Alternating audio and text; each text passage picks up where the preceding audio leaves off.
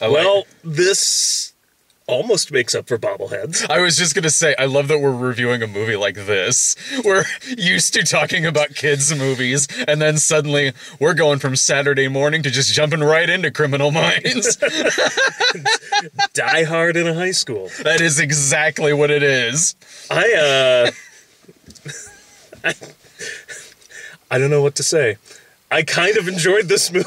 I know. It's not, I mean, it's not good, but it's very, let me put this, it is good, but a lot of it's just very unintentionally good. Like, entertainingly good. Not that the intention was to make, well, I'm sure the intention maybe was to make something good, but it's not like they did that. It's just, it's kind of unintentionally funny. It's very entertaining. It's a Die Hard clone that you would see like on cable in the early 90s, but it is a modern day school shooting movie. And here's what I'll say about this, is that from the concept alone, you know whether or not you would want to sit through a movie like this. So a lot of negative reviews I see are... And I get that. Like that, I don't have, if your whole reason for not, like, there's two different things going on. Yeah. One is, it is trying to be like a conservative propaganda movie and failing miserably at it. It's got all these buzzwords. It tries to, and it's terrible at it, and that makes it even more unintentionally funny. But it's better... Trigger warning. Okay, yeah, I'll get to that in a minute. But but it has no idea who it's aiming it. Like, it's like trying to have all this commentary, and it's all just throwing shit at the wall and trying to see what sticks. It's like terrible. So I can't be offended. Like, it's not like watching, like, you know, Hillary's America or one of these. Sure. To me, it's not even in the same, like, boat, because, like, it's so bad at what it's doing, it's kind of hilarious. On the other hand, if your reason for disliking this movie is like... is concept alone. Yeah, I just don't think it's cool, man, to make a school shooting movie. Like, I get that. I'm like, listen, if that's, like, and, you know, it's American, you're free to believe in it, and if you're just like, I don't want to sit through that, I'm like, I totally understand. Yeah, but if you're just an audience member and you're going to this or sitting there watching it, you probably already know what it's about. Yeah. And are kind of already, you're not saying that you'll end up liking the finished product, but you've already kind of accepted what it's about. And in terms of it being this Die Hard clone, again, I can't get over this. It's a school shooting film. I'm like, you will probably get your money's worth, to be perfectly honest, because in terms of characters, dialogue, it is like something I would see late at night on cable. It's if you cross Saved by the Bell with Die Hard. That if you cross, though, this is like something I would see on the USA Network in 1992, but it's a mass shooting film. It's like if you were watching a Skinamax Beach movie that's on 9/11. And if you're prepared to go with that, you will, you know what, I'll put it to you like this. In terms of any kind of, I don't know, politics this movie might have, it's better at being this B action movie than something like Black Christmas was a slasher movie. Well, and that's the thing. I couldn't get mad. As I said, that was part of the reason I couldn't get mad at this movie for its propaganda. Its attempts, because it was minor, to be perfectly honest. It was minor, and it didn't even know, it was just incompetent in the way it did it. Like, it's throwing it, like, so the biggest thing to me is it does this whole, like, commentary, like, oh, the bureaucracy and this, that, and like, oh, like, if only we could cut through government red tape. And yet, the entire thing, it's not like this is set in some left coast California suburb, which is where, if you want this commentary to land, it should be said. This is set in the most, like, God-fearing rural America, Trump-voting-y kind of looking town you could think of. And I'm like, but I thought this is where America was great. Like, according to everything conservatives tell me, I'm like, why is this an issue here in this backwater town? Like none that of has amazing cell phone reception. That has amazing cell phone and live reception. streaming Thanks, and Wi-Fi. liberals, for your internet connect. Like, so, and there's commentary about social media and big tech and all of this, and it is just so much flinging of shit against a fan, and the shit just sprays everywhere and doesn't land on a single target. Because a lot of it is... You can't get offended, because I'm just like, this is hilarious more than anything. Because, like, it's kind of minor whenever something like that happens. Whereas on the other side of it, in Black Christmas, that was the entire movie and it was most of the dialogue. In this, you're kind of just watching this Die Hard clone where every once in a while, the villain will come out, will shoot somebody and be like, trigger warning! And then when they're putting up tables on the walls, he says, I guess it is easy to build a wall. Yeah. And then, see, it's easy to build a wall. And I'm like, who is this commentary aimed at? Because he's the villain making wall jokes. So I'm like, if this is some conservative propaganda film, has no idea who it's aimed at. I like too when he said it, when he gives a monologue at one point and then just goes like, but so I guess we're better than Nazis. Yeah, he does the whole like, Hitler wanted to kill the disabled. Guess we're better than Nazis. I'm like, who is this? I'm like, who is this for? It hit me the kind of I wasn't, because I hadn't seen it. I'd heard of this movie because I'd seen a bunch of people tweeted me about it, and I'd seen some like write-ups and people tweeting about it, but I wasn't sure what kind of movie it would be. Like, I was like, is this going to be? This is not the movie I thought it was going to be. So I knew what it was about. That I knew what the plot was. That it is a school shooting movie where there's a girl who's got to save the day because of it. Yeah. I didn't know how far they were going to go in ringleader villain territory until I saw it. And the second this 90s villain shows up. He is, you know what he is? He is the teenage high school equivalent of John Malkovich in Con Air. If he was... That is what he is. With the quirky tone of Joseph Gordon-Levitt in a high school movie is what this guy is. He's outstanding in this film. My parents, when they hear something crash in the kitchen, and he's just like... Go in there and kill somebody, please. I loved it when he's holding his gun and he says, when you're holding something like a hammer, everyone looks like nails. It's like, oh, I guess it is true. He was great. He's treating this movie like this is his demo reel. This is my one chance to get in a movie and act my ass off. He is an action movie villain. The lead is an action movie lead. As high school students, everyone's talked about that. It's been rumored they've been trying to do a Die Hard prequel for a long time. I think here you go. This was it. The high school years. Like he's the villain who says when his lunky sidekick shoots somebody, he's the kind of villain who grabs him and says, "This should have been the movie with John McClane's daughter, and his daughter's in high school." When he grabs his sidekick and goes, "Stick to the plan." It's that kind of villain. And the sidekick who literally hears voices in his head is like, the host told me to do it. It's like, that was my favorite scene where they do this like Goodwill Hunting, like, it's okay, man, like, don't touch it. It's okay, man, it's okay. They were telling me to do it, man. It's okay. But the voices, they were silenced. Because you're here. because these are the sidekick villains you get whenever, like, someone breaks out of Arkham Asylum. Yeah. And, like, these are the side villains who come along with them. There's the one shooter who might as well be the Penguin. Yeah. Like, tied up. Like, they're all laughing at me. They're all... He looks like fat Kylo Ren. Yeah. Is what is. He even talks to him. They all laughed at me. They all laughed at me. Don't you remember 6th grade? You wouldn't be impressed with Han Solo, let me tell you. It is the kind of movie where it has this movie's got lines that have been used a lot, but not in 30 years. Like, we're not in a school shooter movie. No, I can tell you that. No, you don't expect to be watching a school shooter movie where she finds out the villain is still alive and then says, "We have unfinished business." So the funny thing about this is that was the only time where the two movies collided. Otherwise, there are two movies going on. One is this ridiculous 90s action, action movie with, this ridiculous villain. And the other is this hard-boiled survivor story with this teenage girl trying to get through all of this.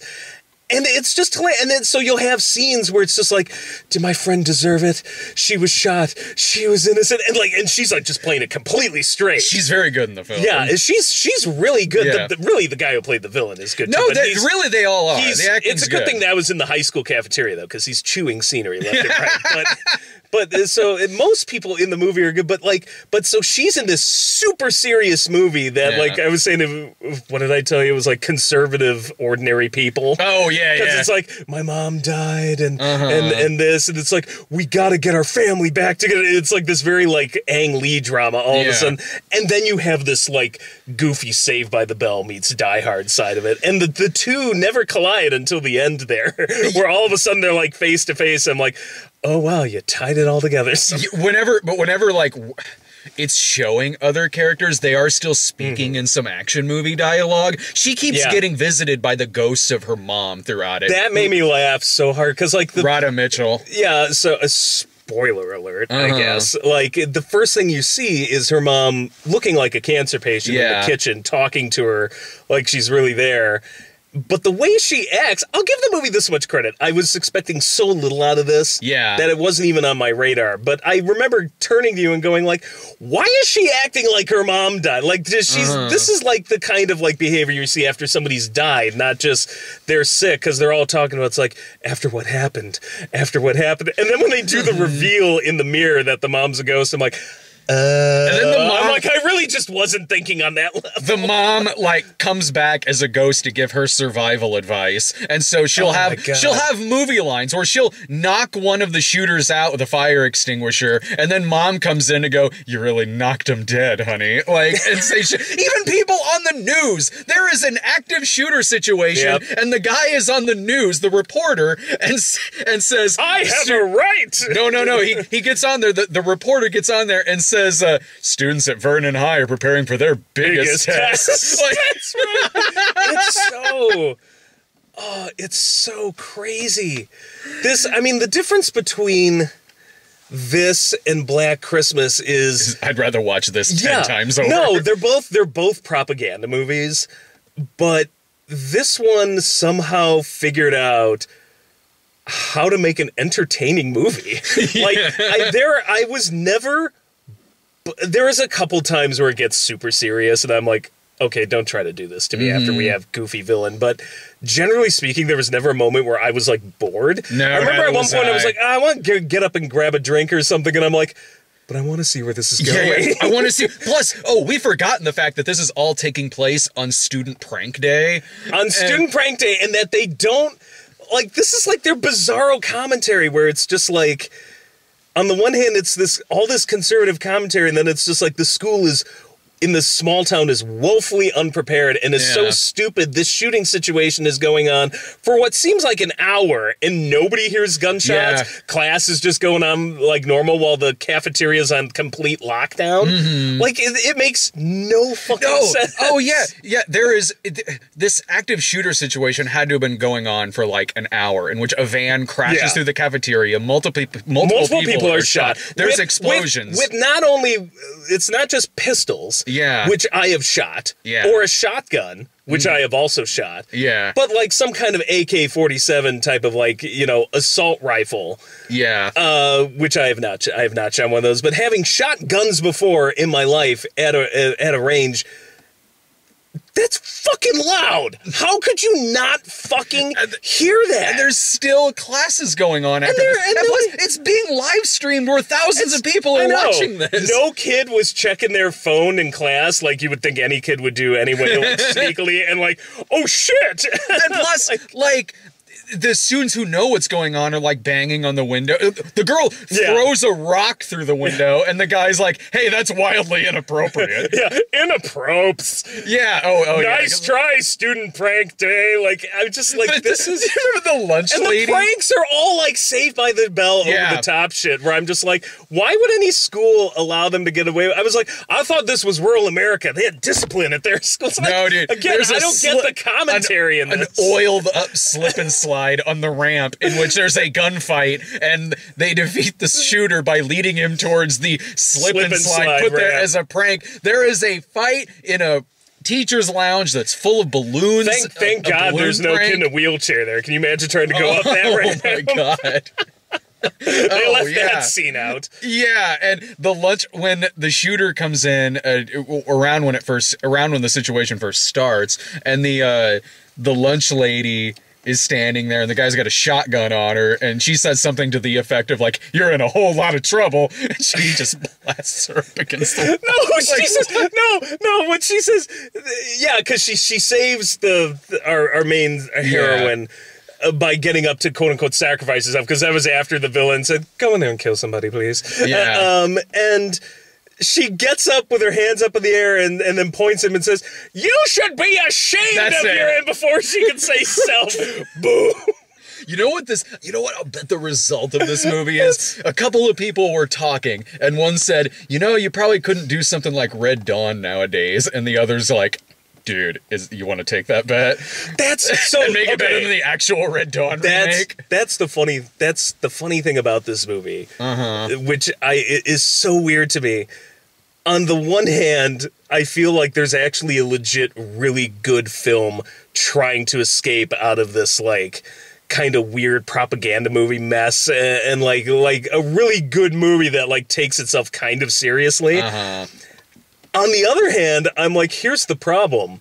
Hollywood would never make it. Like, this is the closest we'll ever see to something like this getting made. So I guess we have to put up with, like, trigger warning. Like, I'm not because there's ashamed. no way a major major studio won't ever take something like this. So I'm like, it's so odd because I guess this is as close as we're gonna get to something like this. Well, either or it's gonna go on the ultra artsy end, like Gus Van Sant's Elephant. I guess if you got an 10 years ago film, that came out to do it, but yeah, there's like that's the weird thing about it. I liked most of the characters really, and I'm like I did too. I'm like there's kind of there's like a decent movie trying to claw its way out of this mess. It's not a poorly made movie. No, that's the villain stands out. The villain stands out. Once the action starts, which is that's weird to say about this kind of once the action starts, you do root for the hero.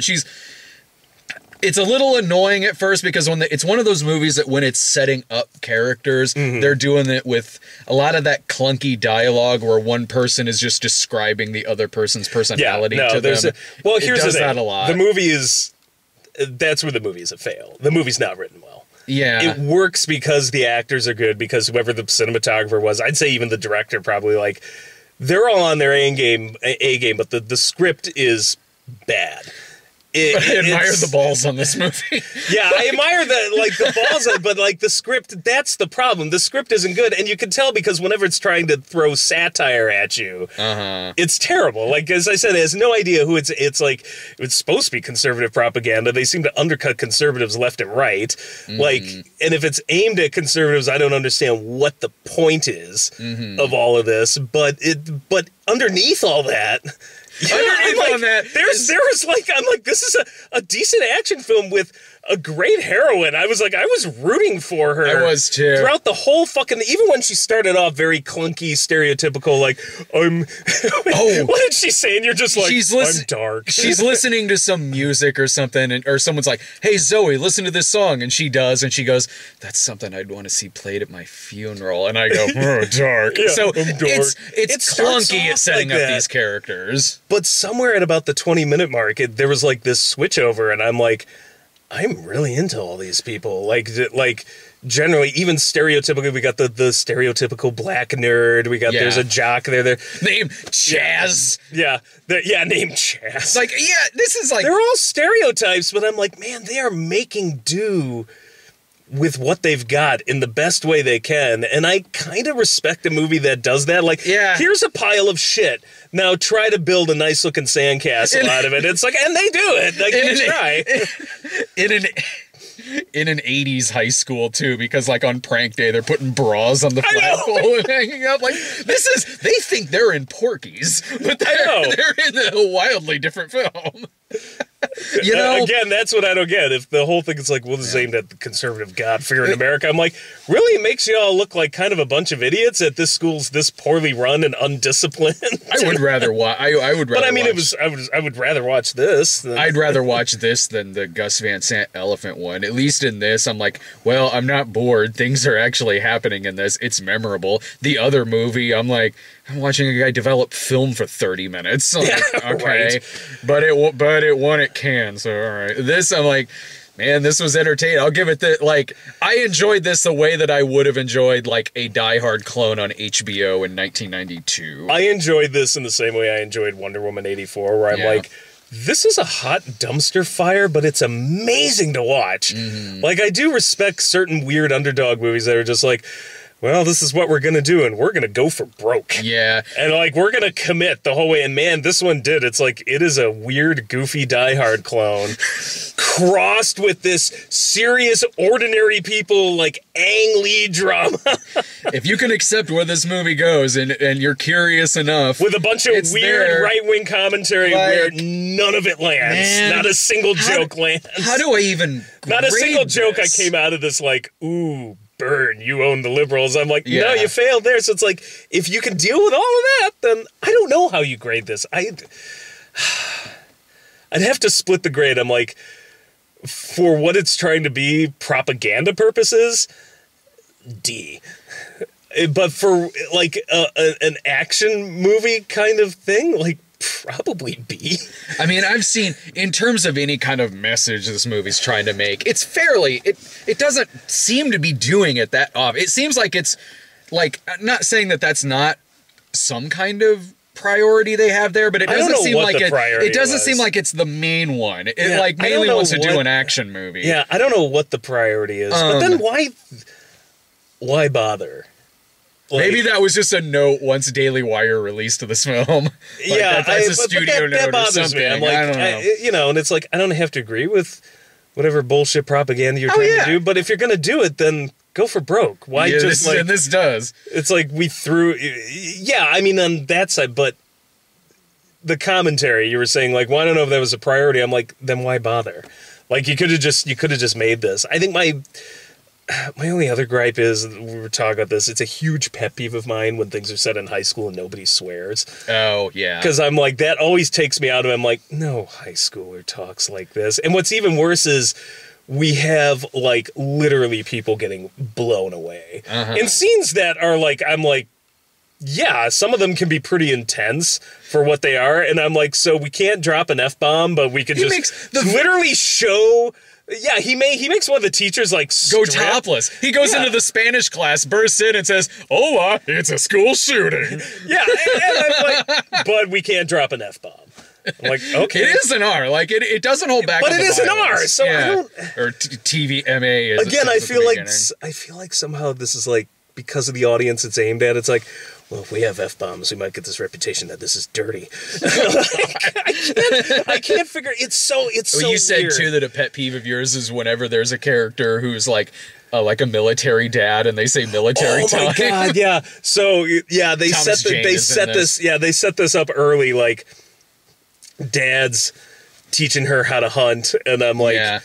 That was like one of those things where I feel like that was somehow supposed to be some kind of like, yeah, we're going to open our movie and she's going to be hunting. She's going to kill a deer. And take that, libs. And I'm just like, I love hunting. I don't know. I'm like, I feel like you should kill your own meat. It's like, makes much more sense. But so that didn't bother me. I'm like, that's fine. And the only thing that's hilarious is Dad gives this long monologue. Yeah. About like, Now there's unfinished business. It's the moral of the movie is unfinished business, and the lungs are going to fill with blood, and the animal's slowly going to have all that blood drain. It's going to lose consciousness, and it like goes. He goes on and on for like 60 seconds, and his daughter just grabs a rock and like just bashes the deer's brains. And I like that. That's foreshadowing too. Yeah, and the funny thing is, I'm like, I told you, I'm just like, that would have been me. I'm like, the animal's sitting there suffering, and Dad's fucking monologuing for a minute talking about how it's suffering. I'm like, yeah, thud. Yeah. So they've set up that like he's very much like your stock screenwriter's military type. Mm-hmm. And like out of nowhere, it's like he just goes like, yeah, and we got all this done by 0800 hours. And I'm like, okay, seriously, my fucking dad was. My fucking dad was in the military. I have had friends in the military. All my dad's friends in the military. I do not encounter that. If you're in a civilian setting, you generally would just say 8 o'clock. Like, this is some Hollywood thing that drives you nuts, where it's always, if you have a military background, you say, oh, 8 everything, oh, something, 12 something, 13. Like, I'm like, no, and maybe there are some who just never got out of the military mindset, but like generally speaking, I feel like in Hollywood though, that's like every military guy. It's like, well, he must be military. He said 0800. Just for like the balls on this movie, I honestly, I think I'll give this a B+. I'm like, this movie is flawed as hell. But I'm like, well, it goes for it. I'm gonna go with B. Yeah. I'm like, you shouldn't bother with all of your attempts at satire if you don't really know. Oh, it's flawed as hell. Yeah, so that takes it down, but I'm like, the actual, like, meat and bones of this movie, which is, like, the action part, the goofy villain, the heroine, she's fucking great. I kind of want to see her in more things. Yeah. She was a great, like, you know, last girl, like, in the horror movie concept. She's running around like John McClane / Ripley / and it's... Yeah, Who knew that the palate cleanser for bobbleheads would be a school shooting This is what bobbleheads did to me. I'm now sitting here going like, yeah, the Daily Wire school shooting film isn't that bad. Thanks, bobbleheads. And when I asked you, I was like, hey man, you free to watch a movie this weekend? And you probably expecting a kid's film. You're like, what? And I'm like, it's called Run, Hide, Fight. It's a school shooting movie. And you just pause and you just go, Jesus. Is this too dark for us? It's okay. It's still aimed at teenagers, I think. Oh, yeah. Yeah. You're like, is there going to be a talking bear anywhere in the film? But that was Run, Hide, Fight. I feel like I got my money's worth on this. Take that however you want. I'd say if you don't have hang-ups about school shootings or aren't like the sort of person, and again, that's a sentence. No, but I mean, seeing it in a media setting. Yeah, let's go with that. Or sort of person who would be offended by that, and I'm of the type I'm like, I would have no problem if you did say you were offended by that, because I'm like, yeah, that seems it's like cancer and the Holocaust and other subjects that some people are like, I don't want to deal with that. Like, I get that. But if you don't have that hang up, I'd say you could probably watch this and at least enjoy the hilarious weirdness of it all. Like, and then the decent kind of action film they tucked in there too. Yeah. But yeah, it's definitely, if their intention was to make like a serious school shooter movie and like, oh, this is gonna be, we're gonna have commentary and this, I'm like, it's not that. No. Yeah, that was a fail. But if they're just like, well, let's make some entertaining schlock, it's definitely that. Yeah, it's like, I'm giving it a B+ for like, this is some good trash. Yeah, like, that's the kind of grade I'm giving it. Oh God, are we starting a new genre? School shooting exploitation? Have I seen? Okay, there was I'm Not Ashamed. That was the Pure Flix one. You would see things like this in the 70s, like was it Massacre at Central High. Yeah. That I don't know. Well, I'll say this. That's kind of what I wanted this. Like when I saw what they were finally starting to do in this movie. Yeah.